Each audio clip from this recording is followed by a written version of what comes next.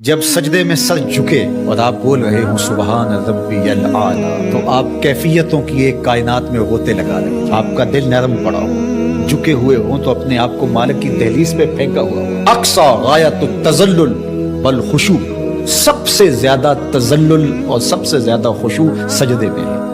اور حضرت شیخ احمد مجدد الفسانی علیہ رحمہ فرماتے ہیں بندے کو سب سے زیادہ قربت سجدے میں نصیب ہو۔ حضرت شیخ عبد القادر جیلانی علیہ رحمہ والرضوان آپ فرماتے ہیں کہ تصوف میں سب سے بڑھ کر مقام جو بندے کو نصیب ہوتا ہے وہ مقام ابدیت ہے، اور اس کی انتہا سجدہ ہے۔ تو بندگی کے اندر جو نور رکھا گیا ہے، تدرع کے اندر، عجز کے اندر، انکساری کے اندر، نہاد شاخ پر میوہ سر بر زمین، جس شاخ پر پھل لگتا ہے وہ اپنا سر جھکا لیتی، اکڑی ہوئی شاخ پھلدار نہیں ہوتی۔ ایمان کا ثمرہ یہ ہے کہ جب بندہ اللہ کے حضور جاتا ہے تو اس کی طبیعت میں نرمی پیدا ہو جاتی ہے۔ جب سجدے میں سر جھکے اور آپ بول رہے ہوں سبحان ربی الاعلی، تو آپ کیفیتوں کی ایک کائنات میں غوطے لگا رہے، آپ کا دل نرم پڑا ہو، جھکے ہوئے ہوں تو اپنے آپ کو مالک کی دہلیز پہ پھینکا ہوا ہو۔ اقصی غایت التذلل والخشوع، سب سے زیادہ تذلل اور سب سے زیادہ خشوع سجدے میں ہے۔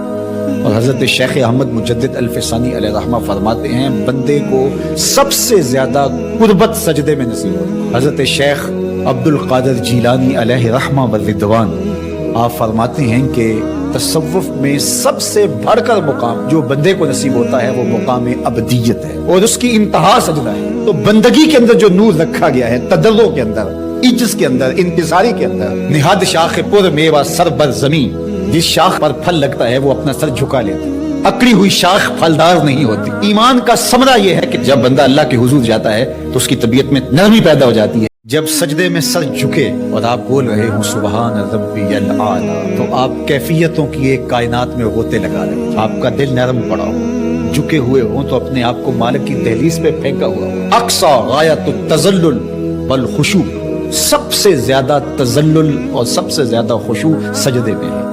اور حضرت شیخ احمد مجدد الفسانی علیہ رحمہ فرماتے ہیں بندے کو سب سے زیادہ قربت سجدے میں نصیب ہو۔ حضرت شیخ عبد القادر جیلانی علیہ رحمہ والرضوان آپ فرماتے ہیں کہ تصوف میں سب سے بڑھ کر مقام جو بندے کو نصیب ہوتا ہے وہ مقام ابدیت ہے، اور اس کی انتہا سجدہ ہے۔ تو بندگی کے اندر جو نور رکھا گیا ہے، تدرع کے اندر، عجز کے اندر، انکساری کے اندر، نہاد شاخ پر میوہ سر بر زمین، جس شاخ پر پھل لگتا ہے وہ اپنا سر جھکا لیتی، اکڑی ہوئی شاخ پھلدار نہیں ہوتی۔ ایمان کا ثمرہ یہ ہے کہ جب بندہ اللہ کے حضور جاتا ہے تو اس کی طبیعت میں نرمی پیدا ہو جاتی ہے۔ جب سجدے میں سر جھکے اور آپ بول رہے ہوں سبحان ربی الاعلی، تو آپ کیفیتوں کی ایک کائنات میں غوطے لگا رہے، آپ کا دل نرم پڑا ہو، جھکے ہوئے ہوں تو اپنے آپ کو مالک کی دہلیز پہ پھینکا ہوا ہو۔ اقصی غایت التذلل والخشوع، سب سے زیادہ تذلل اور سب سے زیادہ خشوع سجدے میں ہے۔